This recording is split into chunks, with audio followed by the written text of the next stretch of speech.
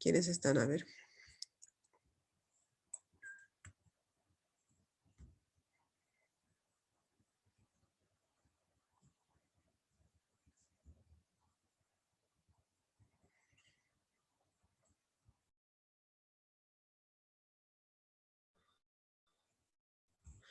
Muy bien, continuando chicos con el capítulo de hemostasia. Acuérdense que hemos hablado mucho de hemostasia secundaria, hemos visto un poquito los trastornos que nos van a llevar al sangrado o nos van a llevar a la trombosis respecto a la trombosis, a la hemostasia secundaria, ¿no? Todo lo que tiene que ver con factores de coagulación, PTA, PTT, etcétera, ¿no? Entonces, este es una parte de los trastornos que nos pueden llevar a la hemorragia por afectación de la hemostasia primaria. Acuérdense siempre que la hemostasia primaria tiene como principales actores a la plaqueta, al endotelio, ¿verdad? Entonces, hay alteraciones de las plaquetas y del endotelio que pueden llevarnos a trastornos de sangrado y eso se llaman púrpuras, ¿no? Las púrpuras son muchas. Nosotros habitualmente cuando decimos púrpura nos imaginamos un moretón gigante o petequias y los relacionamos siempre con plaquetopenia, ¿verdad? Esperamos ver un hemograma con plaquetas bajas. Obviamente, esa es la púrpura trombocitopénica autoinmune, la más común, digamos, o inmune, PTI, antes se llamaba PTI idiopática y ahora se sabe que es inmunológico el mecanismo. Obviamente, esa es una de las púrpuras, digamos, más frecuentes y también un poco las más peligrosas, ¿no? Pero existe una infinidad de púrpuras. Van a ver ahora un poco para que puedan orientar cuando vean una púrpura, qué es lo primero que tenemos que hacer, cómo podemos dividirlas y diferenciarlas, ¿ya? Primero, bueno, esta fotito que han visto este es un niño, ¿no? Porque hay púrpuras bien frecuentes en los niños, que es básicamente la alteración, como habíamos hablado antes, de la hemostasia primaria se manifiesta con petequias, con moretones, con sangrados de las mucosas, ¿no? Eso es lo más común.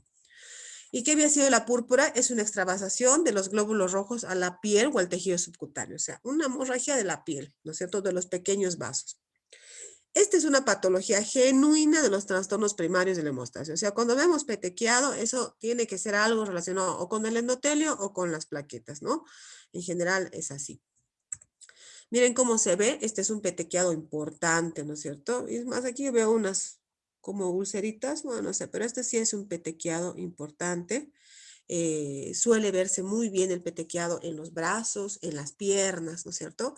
Por ejemplo, si vemos un niño llegando con un sangrado de la nariz y la mamá dice que le ha salido puros puntitos en la piel, lo primero que hay que hacer es hacer un hemograma, porque sabemos que debe ser un trastorno de las plaquetas o del endotelio. Entonces, ¿cómo medimos las plaquetas? A través de un hemograma. Cuando las plaquetas son bajas, ahí nos tenemos que un poquito preocupar, actuar rápidamente y definir de qué se trata y obviamente activar todos los mecanismos para poder transfundir plaquetas si es una plaquetopenia realmente severa. Entonces, cuando vemos petequiado, sangrado profuso, pistaxis o de las mucosas, es importante hacer un hemograma rápidamente para situarnos en la gravedad, ¿no? Si es plaquetopénico o no es plaquetopénico. Cuando no es plaquetopénico, bueno, por lo menos tiene un poquito de tiempo para hacer algo. Entonces, ¿cómo había sido la clasificación? Dice que hay tres grupos, ¿no es cierto? De lógica, ¿no ve? Conociendo la fisiopatología, hay un grupo de púrpuras vasculares, ¿no es cierto? Donde lo que falla de toda la hemostasia primaria es el componente vascular, que origina hemorragias cutáneas, superficiales, con número y función plaquetaria normal, ¿no ve? O sea, las púrpuras vasculares tienen número y función plaquetaria normal. O sea, el problema no es la plaqueta, el problema son los vasos, ¿no es cierto? Después dice que hay púrpuras trombopáticas. Quiere decir que la plaqueta no es que esté baja en el número, sino que está enferma, ¿no es cierto? Por cierto, son súper infrecuentes. Es un fallo cualitativo en el componente plaquetario. Tiene plaquetas, pero son plaquetas anormales y enfermas, ¿no es cierto? Pueden ser congénitas o pueden ser adquiridas, ¿ya? O sea, la plaqueta no funciona, ¿no es cierto? No funciona del todo bien. Después también hay púrpuras, bueno, el tercer grupo que es el púrpuras, ahora sí, trombocitopénicas. O sea, quiere decir que el daño está originado en el número de las plaquetas. ¿Qué puede estar pasando? Un fallo cuantitativo en el componente plaquetario. Debemos investigar si es de origen central o es de origen periférico. Cuando en hematología hablamos central o periférico, siempre se tienen que imaginar que central tiene que ver con la médula ósea, ¿no es cierto? decimos, esto es central cuando sabemos que es la médula ósea la que está fallando, que puede ser una aplasia, puede ser una hipoplasia, una plaquetopenia postquimioterapia por toxicidad, o sea, es la médula la que no está pudiendo proveer la cantidad necesaria de plaquetas al cuerpo. Eso llamamos central. Y cuando llamamos periférico, quiere decir que la médula ósea produce normalmente. El problema no es en la médula ósea. El problema es que sale a la circulación y se pierde. Ahora, hay muchas formas de perder las plaquetas, de que se rompan, de que se destruyen. La más importante, como dice acá, es la púrpura trombocitopénica inmunológica. Quiere decir destrucción por anticuerpos, ¿no es cierto? Entonces, una forma de comprobar que se trata de una PTI es hacer una punción de médula ósea y en la médula ósea vamos a encontrar una producción totalmente normal de plaquetas. O sea, el problema no va a ser en la médula ósea, sino va a ser destrucción periférica por anticuerpos, ¿ya? Entonces, es una forma fácil de clasificar a los trastornos de púrpura, porque luego te vienen un montón de petequias y no tienen plaquetopenia y no sabemos por dónde largar porque nuestro conocimiento de púrpura a veces se centra en PTI y no es así. Hay muchas otras cosas más. Después, existen dos entidades, bueno, esto es importante porque hay dos entidades que fisiopatológicamente no son púrpuras, pero tienen daño del endotelio y plaquetopenia, ¿no es cierto? Pero fisiopatológicamente no son púrpuras. Y estas son dos entidades mortales, son emergencias de la hematología. Una es el síndrome urémico hemolítico, que es lo mismo que la PTT. La PTT se llama en el adulto y el síndrome urémico hemolítico es en el niño, pero tiene lo mismo, ¿no es cierto? La púrpura trombocitopénica trombótica, ¿no? Vamos a dar un pequeño vistazo de eso. Bien. Entonces, ¿qué había sido una púrpura? Salida de eritrocitos del torrente sanguíneo y su acumulación en la piel. De dos formas se va a acumular, como petequias, o sea, es un acúmulo pequeño de lesiones puntiformes o esparcido, ¿verdad? Y la equimosis que ya son las mismas petequitas, pero que ya son más grandes de 1 centímetro. No es difícil darse cuenta, son los moretones comunes y corrientes. Esta puede ser un tipo de petequia, a veces más diseminado, a veces más intenso, a veces muy leve. Cuando ya está en un solo lugar es un moretón, ¿no? Finalmente los moretones que nos hacemos son púrpuras, ¿no? Son púrpuras que nos hemos causado seguramente traumáticas, ¿no? Es daño del vascular, entonces es una púrpura. Acuérdense que todo lo que daña el vaso, la plaqueta, es que se clasifica como daño de la hemostasia primaria, ¿ya? Entonces, eso, por ejemplo. Después también existen otro tipo de lesiones vasculares, ¿no es cierto? Cuando el daño es sobre todo vascular, puede manifestarse no exactamente como una púrpura o como una equimosis, sino hay este tipo de lesiones vasculares tipo inflamatorias, ¿no es cierto? Así o arañitas vasculares también. Entonces, pero bueno, no clasifican como una púrpura como tal, pero tienen que ver con un daño vascular, ¿ya? Entonces, comenzamos con las vasculares. Vamos a ver quiénes están aquí.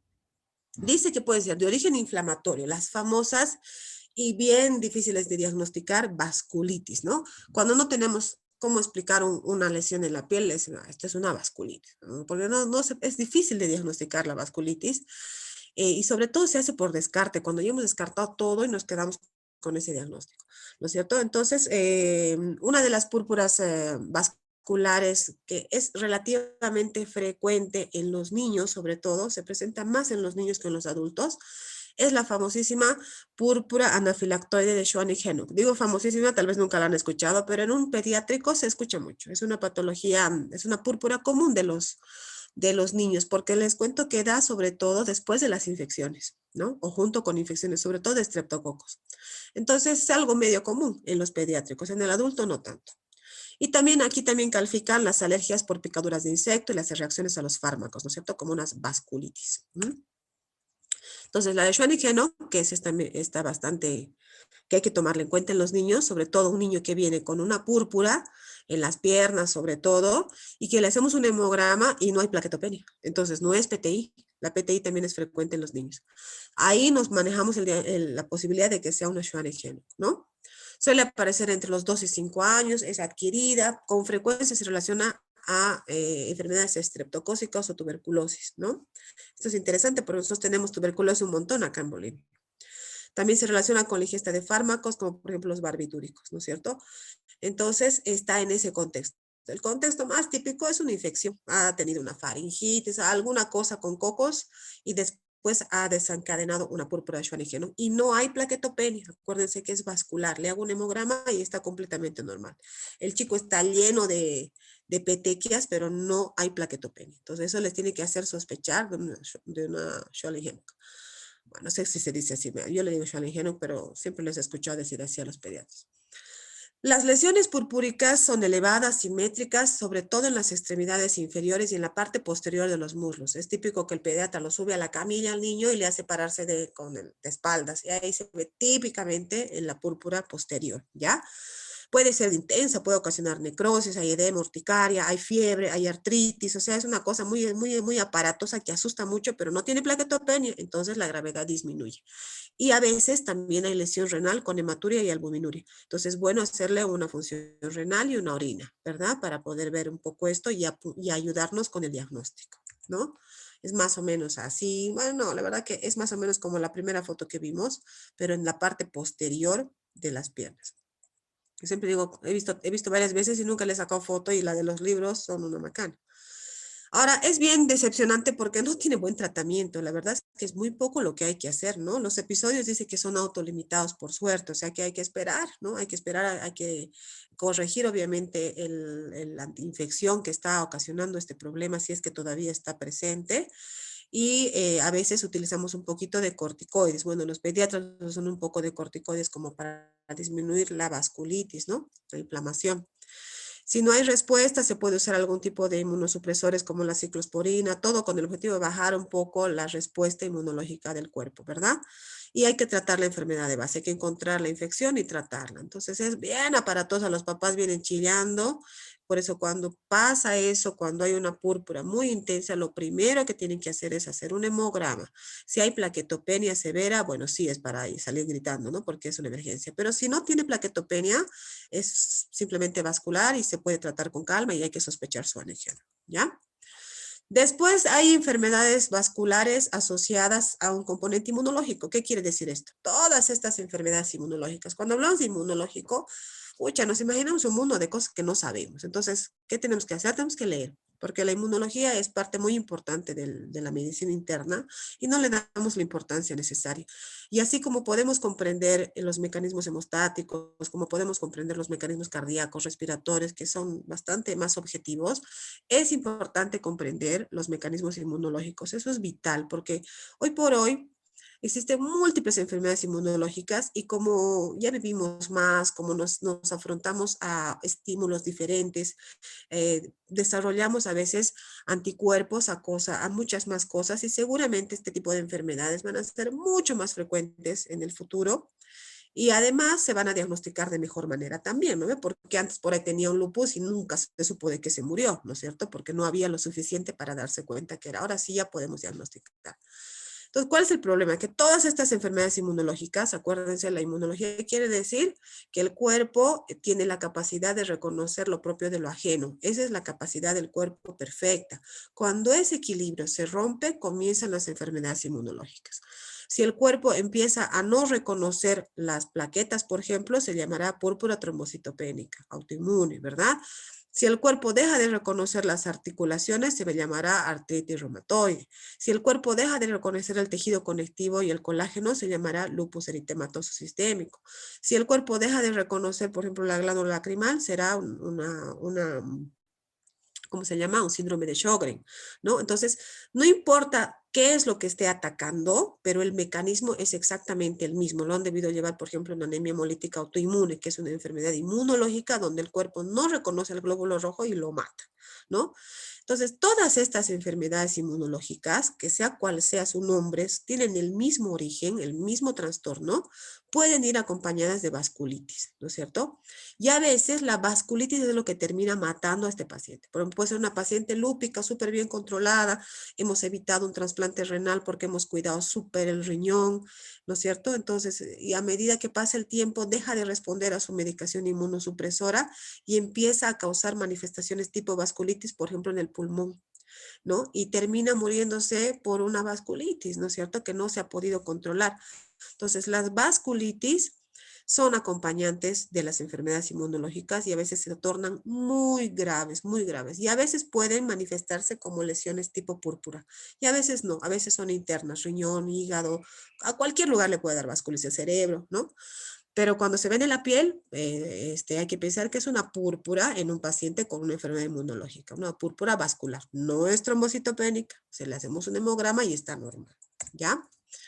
¿Por qué les explico esto? Porque siempre que ven púrpura los médicos remitentes, o sea, basta que vean una petequia y mandan al hematólogo. Está bien, porque el hematólogo tiene la obligación de clasificar, pero no vas a encontrar en todas las púrpuras siempre plaquetopenia. Eso es algo típico de las púrpuras trombocitopénicas, pero no todas son trombocitopénicas. Las vasculares compartimos un poco, creería yo, el trabajo entre los reumatólogos, los médicos vasculares y nosotros, ¿no? Entonces hay que clasificarla bien y saber a cuál pertenece. Después también dice que hay púrpuras vasculares por atrofia de los tejidos, ¿no es cierto? La famosa púrpura senil o de Bateman, ¿no? Que es lo que dicen los viejitos, ¿no? Van a la consulta, ay, me ha salido este moretón aquí, este otro aquí. Entonces, eso es una púrpura senil. ¿Por qué? Porque sus tejidos están envejeciendo, ¿no? Que a todos nos va a pasar. Después hay una púrpura muy poco frecuente, pero bien emblemática, que se llama el Ehlers-Danlos, ¿no? Todos son nombres propios de la gente que lo descubrió, que lo describió por primera vez, ¿no? Ya les voy a explicar qué es. También hay púrpura escorbútica por déficit de vitamina C, ¿no? Esto mucho ojo también en la gente que hace estas dietas muy raras o en gente que tiene deficiencias en la dieta, ¿no es cierto? Y la púrpura por corticoide, ¿no? Cuando uno da corticoide, el corticoide tiene 1000 efectos adversos, es muy efectivo, es realmente algo maravilloso el corticoide, pero puede dar muchos efectos adversos. Y uno de ellos puede ser la púrpura. Toma corticoide y empieza con sus púrpuras y bueno, no se asusta, ¿no? No son trombocitopénicas, una vez más, les repito. Entonces, la púrpura senil, proceso de envejecimiento natural por atrofia de los tejidos de sostén, se suele dar en el dorso de la mano, en el cuello, en zonas de exposición mayor al sol o a traumatismos, ¿no es cierto? No hay que dar nada, hay que dar vitamina C y bueno, y tratar de evitar que sangre, ¿no? Porque a veces se pueden lesionar justo ahí, sangra y es un problema. Pero son cosas normales del envejecimiento. Es una púrpura también, pero es una púrpura vascular. Miren ahí, típico de nuestros abuelitos y nuestros viejitos, ¿no? Bien, esta de Ehlers-Danlos es bien interesante porque es un defecto congénito autosómico dominante, o sea, es heredado, ¿no es cierto? ¿Y qué pasa? Se altera la formación de colágeno y elastina, ¿ya? Las plaquetas no se adhieren bien al subendotelio como deberían, ¿se acuerdan? Se abre el subendotelio, ¡brum!, vienen las plaquetas.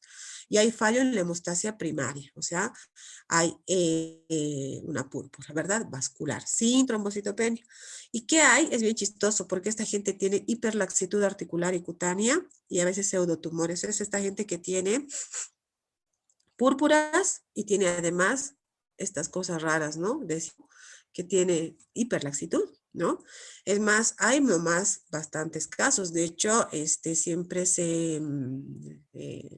¿cómo se llama? Se previene que no todos los moretones en los niños son abuso paterno, ¿no? O sea, miren que a mí me llama la atención que esto se vea, ¿no? O sea, obviamente se puede pensar que es un niño golpeado, pero es un niño con púrpura y con esta alteración. O sea, hay alguna raza que tiene más predisposición a este síndrome que es heredado, ¿no? Pero para nosotros es súper raro, ¿no?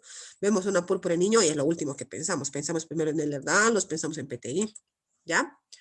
Después, obviamente, están las púrpuras de origen mecánico, ¿no es cierto? Te pegan y tienes una púrpura, obviamente. O si no, estás sentado mucho tiempo y se marca el lugar donde está, o estás de rodillas, estás apoyado, está lo que sea. Son la gente que tiene lo que llamamos comúnmente fragilidad capilar, ¿no es cierto? Cuando tus vasos tienen una facilidad para poder trasvasarse y crear una púrpura, ¿no? Mejora un poco con vitamina C, obviamente, que mejora un poco ¿cómo se llama esto? La calidad del vaso sanguíneo, pero bueno, puede pasar, ¿no ve? También está la púrpura autoprovocada, ¿no? O sea, qué sé yo, hay gente que se provoca los moretones y después el pobre hematólogo no sabe qué cosa es y hace todo tipo de estudios, ¿no? Puede pasar también. Y hay una púrpura también que es por autosensibilización eritrocitaria, también es vascular, se llama síndrome de Gardner-Diamond. Eso ya es como que una picardía de la hematología, no hay mucho. No se conoce bien su origen, se relaciona con trastornos psiquiátricos, hay dolor y prurito en la piel, ¿no? O sea, una cosa muy rara, pero aún acuérdense que les he dicho que hay dentro de los hematólogos comunes, hay gente que se dedica a la hemostasia, que son hemostasiólogos, y que hay otros que se especializan en púrpuras, y en ellos se centran las referencias de estas púrpuras raras y se estudiarán a fondo, ¿no? Hasta darle un nombre. Después también dentro de las púrpuras vasculares están las telangiectasias o hemorragias hereditarias. Hay una enfermedad que se llama Rendu-Osler que tiene un patrón autosómico dominante. Hay dilataciones que se rompen y ocasionan púrpura, incluso pueden ocasionar epistaxis, ¿no es cierto? Hay que electrocauterizar, ¿verdad? Ahí tenemos así más o menos las cosas. Bien, entonces como ven, las púrpuras vasculares son varias, ¿no? Entonces siempre hay que tomarlas en cuenta, sobre todo cuando tenemos un paciente que no tiene trombocitopenia, ¿no? O sea, no le podemos achacar a las plaquetas bajas, hay que buscarle otro origen, hay que clasificarlas dónde entran, ¿no? Y bueno, cuando ya no sabemos dónde entran, hay que empezar a hacer estudios genéticos para ver si tiene alguna de esas enfermedades raras o simplemente es senil o simplemente es una cosa inducida por infecciones o por enfermedades inmunes. Luego tenemos las púrpuras trombopáticas. Como dice su nombre, son enfermedades de las plaquetas. La función defectuosa está en las plaquetas. Son obviamente congénitas o adquiridas, ¿no es cierto? ¿Cómo llegamos a esto? Pucha, estos llegamos cuando ya no sabemos por qué sangra, ¿no es cierto? O sea, tiene bien el número de plaquetas, no tiene ninguna alteración vascular como tal. Entonces, estos pacientes han recorrido seguramente un larguísimo camino con epistaxis, con petequias y nadie les ha podido diagnosticar y finalmente terminamos, acuérdense que para estudiar la función de las plaquetas, necesitamos un estudio que se llama agregometría. No lo podemos hacer con un tiempo de sangría simple, eso es muy básico. Tenemos que llevar a un aparato especial que mide todas esas tres funciones de las plaquetas que habíamos visto, ¿se acuerdan? Bueno, eso también lo hace un hemostasiólogo especialista, ¿no? O un bioquímico hemostasiólogo especialista. Entonces, pueden ser congénitas como los trastornos en la adhesión, acuérdense de esa etapa de adhesión, son la Bernard-Sorier, la enfermedad de von Willebrand también pertenece acá. Trastornos en la agregación, como la déficit de glicoproteína 2B3A o tromboastenia de Glassman, ¿no? Esto uno lo lee, el examen de esta parte es lo más terrible, pero luego en la práctica creo que no lo ves nunca, ¿no? Y los trastornos de liberación del contenido granular. Bueno, vamos a ver un poco así más o menos por arribita, ¿no? Las adquiridas, bueno, esas son las congénitas, ¿verdad? Rarísimas y terminan con un recontra especialista hemostasiólogo y un recontra estudio rarísimo de las plaquetas, ¿no? Después también tenemos las enfermedades de las plaquetas adquiridas, ¿no es cierto? Cuando, por ejemplo, cuando tenemos un exceso de plaquetas. ¿Se acuerdan de cuando vimos que la célula madre tiene dos líneas principales, una producción mieloide y una producción linfoide? En la producción mieloide tenemos la producción de plaquetas. La producción de plaquetas puede estar disminuida, por ejemplo, en una aplasia medular, y puede estar aumentada también, ¿no es cierto?, en una trombocitosis esencial. Bueno, dice que cuando hay trombocitosis esencial, las plaquetas, aunque son muchas, 500,000, 700,000, 1,000,000 de plaquetas anormales, no funcionan bien. Entonces están enfermas, ¿no es cierto? Porque son plaquetas enfermas, tienen una enfermedad mieloproliferativa. A eso se refiere cuando dice púrpuras trombopáticas adquiridas, ¿no? Después, acuérdense esto que les va a pasar, acuérdense muy bien de esto. Los pacientes que tienen insuficiencia renal tienen la urea elevadísima, ¿verdad? Entonces, todo paciente con uremia elevada, o sea, que está en diálisis, que no funciona su riñón, puede sangrar por todo y por nada, aunque tenga PTA-PTT normal, plaquetas normales, todo está normal. ¿Por qué sangra ese paciente? Ah, porque la urea afecta a la plaqueta en su función. Entonces, la vuelve enferma a la plaqueta. Entonces, todo paciente urémico tiene riesgo de sangrado extra siempre, ¿no? Por eso hay que bajarle la uremia, hay que mantenerlos bien con la diálisis, ¿ya? Las hepatopatías, ni hablar también, ¿no es cierto? Pueden causar algo parecido, ¿no? Hay enfermedades oncológicas como el mieloma, que lo hemos visto, que acuérdense que el mieloma tiene una secreción anormal de proteínas anormales y dañan a las plaquetas. Producen macromoléculas que interfieren en la acción de las plaquetas y pueden llegar a sangrar. Aunque el riesgo mayor de un mieloma siempre va a ser la trombosis, ¿no? Pero ahí se llevan trombosis, sangrado. Bien. Y obviamente otra cosa, ¿no ve? Esto es, pero súper, súper importante que lo tengan en la mente.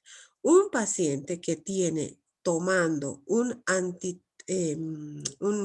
antiagregante plaquetario, está dañando las plaquetas adrede, ¿no es cierto? O sea, le estoy dando el aspirina, el dipirindabol o el clopidogrel para que no funcionen las plaquetas. Aunque el número va a estar normal, lo voy a mandar a cirugía tomando aspirina y ese paciente va a sangrar y el cirujano se va a acordar de mí toda la vida. Entonces, siempre, siempre, siempre que un paciente vaya a un reto quirúrgico, asegúrense de que no toman ningún interferente de la hemostasia primaria ni de la hemostasia secundaria, ¿no es cierto? Porque es otra razón de púrpura trombopática, ¿no? Bien. ¿Cómo se detectan? ¿Cómo se sabe que la plaqueta está enferma? Bueno, mediante este test que se llama de agregación plaquetaria. Yo me acuerdo cuando mi hospital de formación es básicamente oncológico y de trasplante, ¿no? Entonces, para aprender un poco hemostasia, nos mandan a otro hospital que hace básicamente todo hemostasia, ¿no? Ahí se puede ver, obviamente, las enfermedades raras de la hemostasia y hay un lugar donde analizan específicamente las plaquetas y se dedican solo a las plaquetas, ¿no? Y aquí, bueno, puedo conocer yo el agregómetro, que es un aparato que mide todas las etapas de activación plaquetaria, o sea, cómo funciona la plaqueta en cada estadio, adhesión, agregación, etcétera, ¿no ve? Entonces, se hace a través de curvas, se estimula la plaqueta para que pueda actuar y cuando no actúa, se mide cómo no actúa, ¿no es cierto? No voy a entrar en demasiado detalle, pero este es el equipito, es una computadora y necesita un tubito de hemograma y necesita algunos activadores, por ejemplo, ¿no es cierto? Cuando empieza a agregarse, va a producir una curva normal, debería producir una curva normal de agregación, y eso no sucede en las patologías trombopáticas, ¿no? Se puede estimular con ristocetina, que es un antibiótico que estimula, bueno, hay varias cosas, ¿no? Con ADP o con colágeno. Bueno, la cosa es que finalmente determinan a qué enfermedad es la que tiene, ¿no es cierto? De las plaquetas. Le ponen un nombre y un apellido en general congénito, porque cuando ya llega a estas instancias, porque ya es una enfermedad que nadie puede diagnosticar, ¿ya? Muy bien, entonces, ¿cómo se trata? Obviamente sus plaquetas no funcionan, entonces, ¿qué hay que hacer? Hay que transfundir plaquetas, no queda de otra, porque si las plaquetas no están funcionando, no voy a poder hacer otra cosa que darle plaquetas de una persona que sí funcionan sus plaquetas, una transfusión de plaquetas, ¿ya? Esto en el contexto de una hemorragia, no hay otra forma que pueda cohibir el sangrado.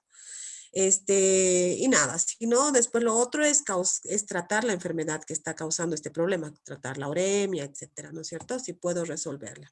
Si es congénita, ¿qué te queda? No te queda otra, tienes que transfundir plaquetas. Bien, ¿qué más? Ahora sí vemos las púrpuras trombocitopénicas, ¿no? Estas por mucho son las más frecuentes y sí se las van a encontrar en algún momento de su vida, ¿no? ¿A qué llamamos trombocitopenia? Toda cifra menor a 100.000 plaquetas. Acuérdense que las plaquetas van hasta los de 150.000 a 400.000 y se llama plaquetopenia a toda plaqueta menor a 150.000, pero digamos que la cifra de corte para darle importancia es menor a 100.000 plaquetas, ¿ya? Sin embargo, las plaquetas, siempre y cuando su función esté conservada, acuérdense que aquí la alteración es del número, no es de la función. La plaquetita funciona, pero hay poquitas, ¿no? Pero como funciona, es bien noble. Entonces, sangra así espontáneamente, realmente, cuando está debajo de 20.000, ¿no? Por eso es que a veces solo los esperamos.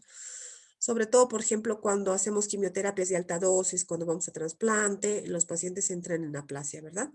La aplasia significa cero blancos, muy poquitas plaquetas, muy poquitos glóbulos rojos.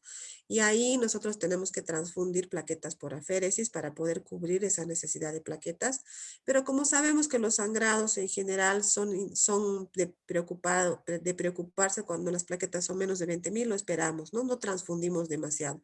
No se transfunde con 50.000, con 60.000, porque no tiene mucho sentido porque las plaquetas transfundidas duran un ratito, chicos, o sea, es para la urgencia, después se pierden, duran 4 a 5 días en el cuerpo y nada más. Entonces, dice una cosa importante ustedes para que tengan, para que puedan evaluar pacientes para cirugía. Se puede operar con plaquetas más de 50,000. Puedo operar casi todo con plaquetas más de 50,000, excepto sistema nervioso central y ojo, ¿no? Para operar estas cosas necesito más de 100,000 plaquetas. Y aquí agregaría tal vez corazón, ¿no? Que tiene tanta agresividad en el sangrado, ¿no? Entonces, puedo llevar a un paciente a un reto quirúrgico con plaquetas más de 50,000.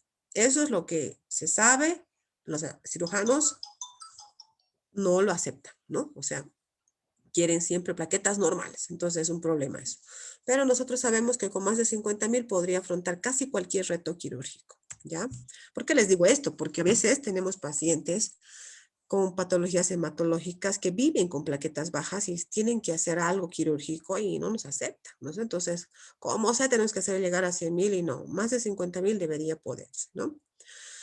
Bueno, entonces las púrpuras trombocitopénicas hay que reconocer entonces si son centrales o son periféricas. Quiere decir, si es la médula ósea la que no produce por X o Z, o sea, baja producción medular, pero con vida plaquetaria en sangre normal, o es en la periferia donde se pierden las plaquetas. Entonces, ejemplos de trombocitopenias centrales, obviamente la aplasia medular, ¿verdad? El cuerpo sufre una enfermedad que en general tiene un origen inmunológico también dentro del estroma medular. Se compiten inmunológicamente y no dejan salir a las plaquetas. Entonces, eso se llama aplasia medular, que cada vez más se ha reconocido su origen inmunológico, ¿no? Trombopoiesis ineficaz, que puede pasar después de una quimioterapia, por una infiltración de blastos, por 1000 razones, ¿verdad? Entonces, aquí quiere decir que la médula no está en condiciones de producir plaquetas. Espérenme un ratito. Estoy en clases, ahorita te llamo, ¿ya? Bien, y después tenemos las trombocitopenias periféricas, ¿no es cierto? Donde la producción de la médula ósea es normal, pero la vida media de la plaquetita está disminuida por destrucción. Aquí les presento a la médula ósea. Y tenemos esta celulota gigantota, que es la más fácil de reconocer. La hematología es una especialidad que tiene mucho que ver con el laboratorio. De hecho, dentro del entrenamiento de un hematólogo, sí o sí hay un área de laboratorio donde uno tiene que saber diagnosticar en médula ósea los trastornos diferentes, ¿no? de la médula. O sea, sí o sí un hematólogo tiene que saber ver el microscopio. En lugares mucho más desarrollados, mucho más grandes, existen bioquímicos hematólogos que te hacen ese trabajo y tú solamente mandas la médula. E incluso hay hematopatólogos que te hacen el diagnóstico y uno va como para curiosear y hacer un diagnóstico y decir, ah, sí había sido esto, ¿no? Pero la hematología clásica implica que un hematólogo haga sus diagnósticos, que haga sus médulas, que haga sus frotis y que mire lo que está pasando en la médula ósea con sus propios ojos, cuente las células y reconozca las enfermedades. Entonces, eso significa que hay que reconocer todas las células normales, ¿verdad? Este es un megacariocito, como su nombre lo dice, es mega, ¿verdad? Y la plaqueta no es nada más, o las plaquetas, que pedacitos de su citoplasma. Miren, son pedacitos de tu plasma. A lo largo de la maduración de la megacariocito va largando citoplasma a la sangre periférica en forma de plaquetas maduras, ¿no? Miren, esa sigue siendo la médula. Vemos aquí un megacariocito, vemos aquí 3 megacariocitos y vemos las células en formación, ¿no es cierto? Mamás de los glóbulos blancos, mamás de los glóbulos rojos, hay de todo. Acuérdense que la regla de normalidad en la médula ósea es el polimorfismo.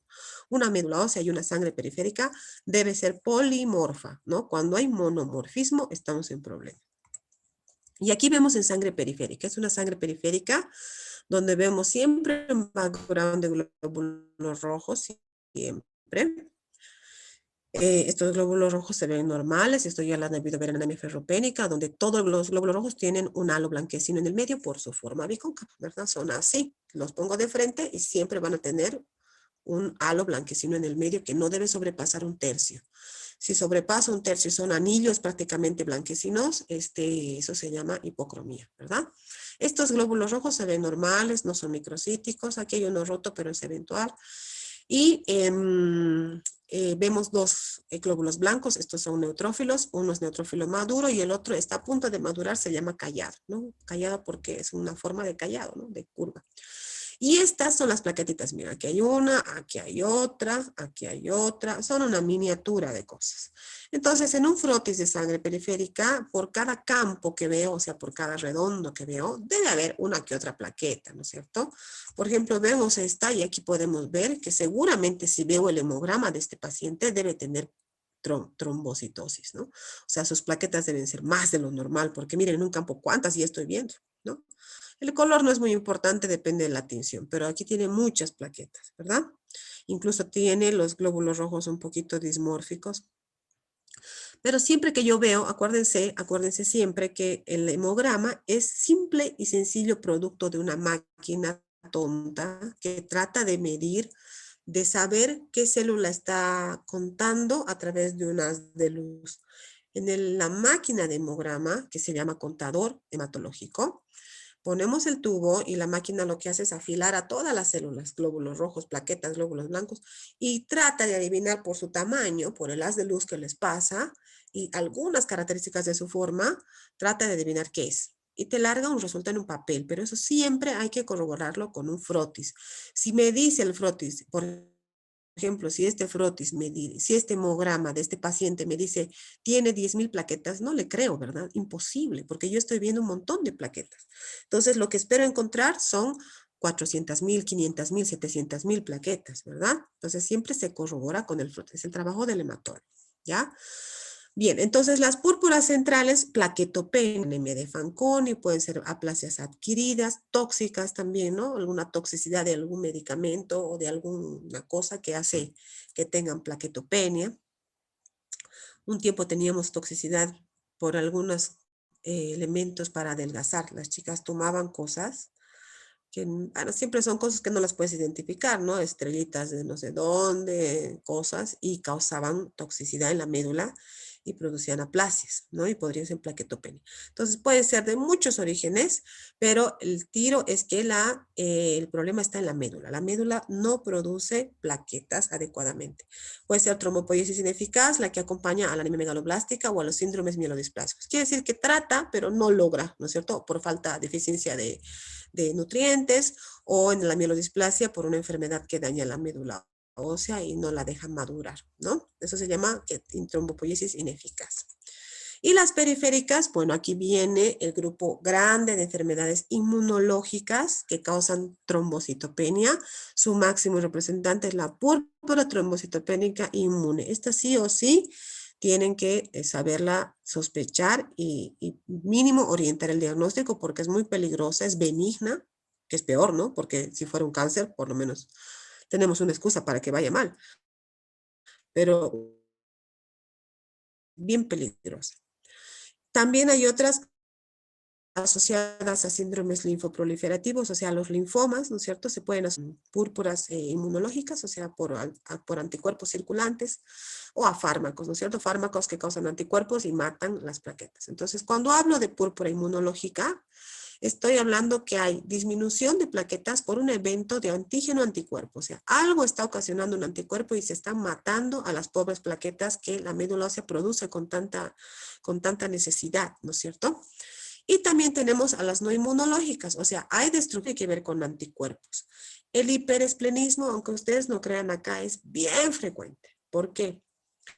Porque el hiperesplenismo es un trastorno secundario que puede venir acompañado de daño hepático, ¿no es cierto? Los hepatópatas, por inflamación del hígado, causan aumento de la presión en los vasos que comparten con el vaso. Y eso causa hiperesplenismo, además de varices esofágicas y todo lo que ya conocemos, ¿no es cierto? De hipertensión portal, etc. Mucho paciente hepatópata por en general por el alcohol, ¿no es cierto? Nos encontramos muy frecuentemente con gente que tiene un patrón hepatópata de este origen y que tiene plaquetopenia, ¿no? ¿Por qué es? Porque el vaso está hipercaptando. Acuérdense que toda la sangre pasa por el vaso. Cuando está inflamado, secuestra células. Entonces, podemos tener citopenias, ya sea anemia, plaquetopenia o leucopenia secundaria a hiperesplenismo. Y hay que encontrar la causa. Y en general es hepatopatía, ¿no? Gigantes, ¿no? Han visto los acúmulos de sangre congénitos de vasos que se hemangiomas. Yo pensé haber visto todos los hemangiomas hasta que hace poquito he visto un hemangioma gigante en el ojo que le hizo perder el ojo en los vasos, donde ahí se van pues todas las plaquetas, ¿no es cierto? Se secuestran, se tratan de evitar los sangrados, entonces es una razón de plaquetopenia también los hemangiomas gigantes, ¿no? Por consumo. Acuérdense que cuando un paciente sangra, a nadie se le ha ocurrido darle plaquetas, darle plasma para poder cohibir ese sangrado y solo le dan glóbulos rojos y glóbulos rojos. Entonces, en algún momento va a consumir todos esos mecanismos de hemostasia, va a consumir plaquetas de la hemostasia primaria y la coagulación de la hemostasia secundaria. Y va a haber una hemorragia. Entonces, por coagulación intravascular, ver también una plaquetopenia. Por hemorragia intensa, obvio, se están consumiendo todo por ahí. Está sangrando como chancho y dice, ¿por qué tiene plaquetopenia? Porque está sangrando, ¿no? No es que no esté produciendo, está sangrando. Entonces hay que parar el sangrado. También la sepsis y algunos microorganismos pueden producir también plaquetopenia, ¿no? Los sépticos, pacientes sépticos, ahora en COVID estamos viendo un montón, ¿no ve? Una característica del COVID es linfopenia y plaquetopenia, ¿no? Por infección, ¿verdad? Y la linfopenia porque es un virus. Entonces, ¿qué vamos a ver? Vamos a ver gingivorragia, ¿no? El paciente llega sangrando literalmente de la boca, eso ya, hagan el hemograma ya, porque esos son trastornos de la hemostasia primaria. Miren acá, terrible. Estos son nuestros cuadros típicos de nuestros pacientes con leucemia, ¿no? Debutan la leucemia con sangrados así, no tienen plaquetas porque está lleno de blastos. O de pacientes que hacen quimio y se tardan en recuperar las plaquetas y tienen sangrados de este tipo, ¿no? No preocupan, estos son preocupantes, pero puede desencadenar un sangrado en la cabeza, un sangrado en el estómago, que puede ser gravísimo, ¿no? Equimosis, petequias, hemorragia menstrual. La hemorragia menstrual es hormonal, ¿no? O sea, sí, obviamente un paciente plaquetopénico puede empeorar una hemorragia menstrual, pero el concepto de hemorragia menstrual es hormonal, ¿no es cierto? Hemorragias gastrointestinales, hemorragias de nervio central. Pero, por ejemplo, una pacientita trasplantada, es mejor cortarle las menstruaciones hormonalmente porque si no tiene plaquetas y está menstruando todavía, se puede complicar mucho, ¿no? ¿Qué se hace, chicos? Trombocitopénica, cualquiera sea la causa, tienes que alistarte plaquetitas para salvarle la vida a ese paciente, porque si la plaquetopenia realmente es severa, menos de 20,000, menos de 10,000 plaquetas, o el paciente está con fiebre, la fiebre consume un montón de plaquetas. Si ese paciente en la mañana tenía 50,000 plaquetas, ha hecho 2 picos de fiebre, ahora tiene 10,000 que hay que transfundir, ¿no? Paciente que está sangrando con plaquetopenia, sea el número que sea de plaquetas, 50,000, 60,000, si está sangrando, debemos transfundir plaquetas, ¿no? Entonces ahí tenemos las plaquetitas, que pueden ser, vamos a avanzar esto en transfusión, en hemoterapia, pero pueden ser plaquetas comunes de un solo donante o pueden ser plaquetas por aféresis, enormes cantidades de plaquetas que se sacan con una máquina de un solo donante, que es lo que debemos hacer en plaquetopenias severas, ¿no? O trombocitopenia. Es un falso conteo, la máquina se ha rayado. ¿Por qué? Porque las plaquetitas, debido al anticoagulante que tiene en el tubiente, tiene una reacción idiosincrásica a ese anticoagulante citrato y aglutinar sus plaquetas. Y miren cómo las aglutina alrededor de los neutrófilos. Entonces, cuando esto pasa en filita, no ve pues plaquetas la máquina, ve solamente glóbulo blanco, ¿verdad? Entonces, es chistoso. Entonces, pero ¿cómo este paciente tiene 0 plaquetas en el hemograma o 10,000 plaquetas y no tiene ni una petequia, no sangra nada? Entonces, vemos el frotis y nos encontramos con esto. Tiene un montón de plaquetas, pero están afinadas por culpa del anticoagulante que utilizamos. Entonces, lo que hay que hacer es hacerle en otro tubo con otro tipo de anticoagulante y se dispersa. ¿No? Es así de sencillo.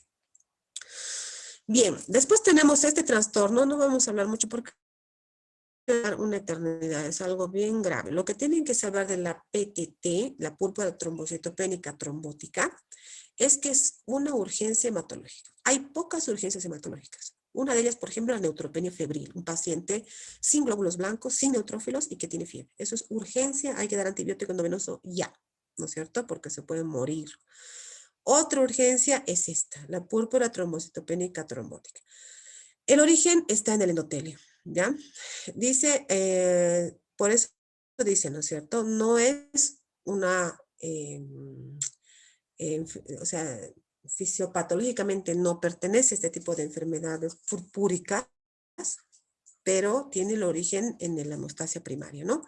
Al lesionarse la célula endotelial, disminuye la síntesis de prostaciclina y aumenta la agregación plaquetaria. Disminuye el activador tisular del plasminógeno y disminuye la fibrinólisis. Todo esto ya hemos hablado, ¿dónde estamos, en qué lugar? El factor etiogénico más importante es la formación de formas multiméricas, o sea, grandes, de un alto peso molecular del factor de von Willebrand, las cuales tienen máxima capacidad para inducir adhesión y agregación plaquetaria. Consecuencias, microtrombos plaquetarios y alinos en pequeños y grandes vasos del riñón, del corazón, del vaso, donde sea puede hacer microtrombos. Es horrible esta enfermedad. Y además, porque se está consumiendo tanto las plaquetas, hace trombocitopenia por consumo en los microtrombos. ¿No? Los microtrombos en todo lado, no es un mito, ¿no? Asociada va a haber anemia hemolítica. Ustedes ya han visto anemia hemolítica con el autor. La característica es esto, ¿no? Es esquistocitosis, o sea, un glóbulo rojo roto en media luna. Miren la cantidad de esquistocitosis, ¿ya? Destrucción del glóbulo rojo porque pasa por estos vasos con tantos trombos y ¡boom! Se rompe, ¿no es cierto? Entonces, ¿en quiénes vamos a sospechar PTT? Bueno, esto es algo que se les tiene que grabar porque es una emergencia, ¿no es cierto? ¿En quiénes? En pacientes que tienen anemia hemolítica, o sea, veo anemia y veo el frotis y es hemolítica, no es ferropénica, no es una anemia hemolítica. Plaquetopenia, porque estamos viendo el mecanismo de la plaquetopenia. Además, insuficiencia renal, porque con esos microtrombos ha fundido su riñón. Hematuria, proteinuria y también tienen alteraciones del sistema nervioso central. Es un paciente que viene anémico, agudo por la hemólisis, sin orinar y confuso. En esos pacientes tienen que sospechar PTT y hacer todos los estudios para descartar una PTT. Puede haber incluso, dice, dolor intestinal porque lo que se infarta es el intestino. Pues como hay microtrombos, todo se puede infartar. Todo el cuerpo se puede infartar. Entonces puede haber baja esquistocitosis, elevación de la bilirrubina indirecta. Acuérdense que esto acompaña a la hemólisis, ¿no? Cuando hay hemólisis siempre hay bilirrubina indirecta elevada, elevación de la siempre en anemia hemolítica, trombocitopenia intensa, creatinina aumentada, transaminasas aumentadas, hematuria y proteinuria, y aquí yo le aumentaría, nunca puse esto, aquí yo le aumentaría trastornos del sistema nervioso central. Es típico que un paciente llegue con estas características y confuso, no sabe dónde está, se está rayando, ¿no es cierto? Entonces, eso es para descartar PTT y el tratamiento debe ser ya, porque ese paciente se puede morir. ¿Cuál es el tratamiento? Es, evidencia 1A, quiere decir trial randomizado, ciego, doble ciego, dice que el tratamiento debe ser plasmaféresis. Quiere decir, acuérdense que esto está causado por multímeros o sea, moléculas grandes que están en el plasma dificultando la hemostasia primaria y causando trombos, ¿verdad? Entonces lo que tengo que hacer es sacar esos multímeros del plasma. Entonces con una máquina, que es la misma que con la que han visto que sacábamos plaquetas, se saca el plasma y se repone plasma de una persona sana. ¿Me entienden? Esto se hace hasta normalizar todos los síntomas. Es más o menos así. Se saca el plasma, litros y litros, en varias sesiones, ¿no es cierto? Todos los días o día por medio, pero se sacan el plasma, ¿ya? Y así se trata esta cosa. O sea, ustedes diagnostican o sospechan una PTT, la confirman y tienen que mandar a plasmaféresis de urgencia, porque si no el paciente se muere. Algo parecido es el síndrome urémico hemolítico en el niño. Tiene lo mismo, pero está predispuesto por una infección a una bacteria, intestinal, ¿no es cierto? Entonces, pero es exactamente lo mismo, ¿no es cierto? Y estos pacientes terminan en diálisis, o sea, normalmente los diagnosticamos en diálisis porque es tan fulminante el daño por microtrombos que no alcanzamos a recuperar rápidamente el riñón y terminamos haciéndole un día diálisis, un día plasmaférez, un día diálisis. Entonces, es terrible. Bueno, creo que con eso hemos terminado el capítulo. Este es nuestro manualito que estamos revisando, ¿no? Es el doctor San Miguel, un referente en la hematología, él es español, ¿no?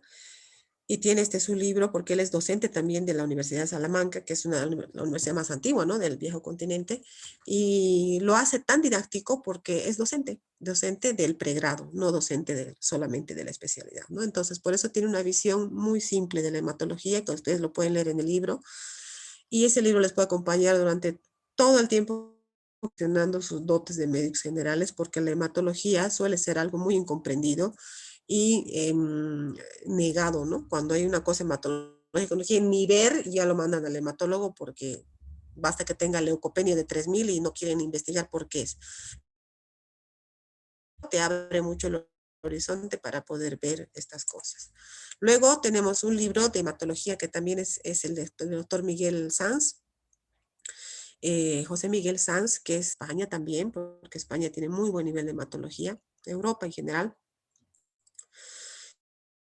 que todos los hematólogos terminamos leyendo en algún momento, Hematología de Saint-Sabafrance, ¿no? Que es que es muy, muy lindo porque es en español también y es muy sencilla su lectura. Después tenemos los manuales, uno de los manuales más bonitos de hematología es el manual de Oxford, que se actualiza cada 2 años, que es de Inglaterra, ¿no? Es en inglés, obviamente como todo en medicina, no pueden zafar del inglés ustedes, imposible. Amíguense y aprendan de una vez porque no van a poder zafar.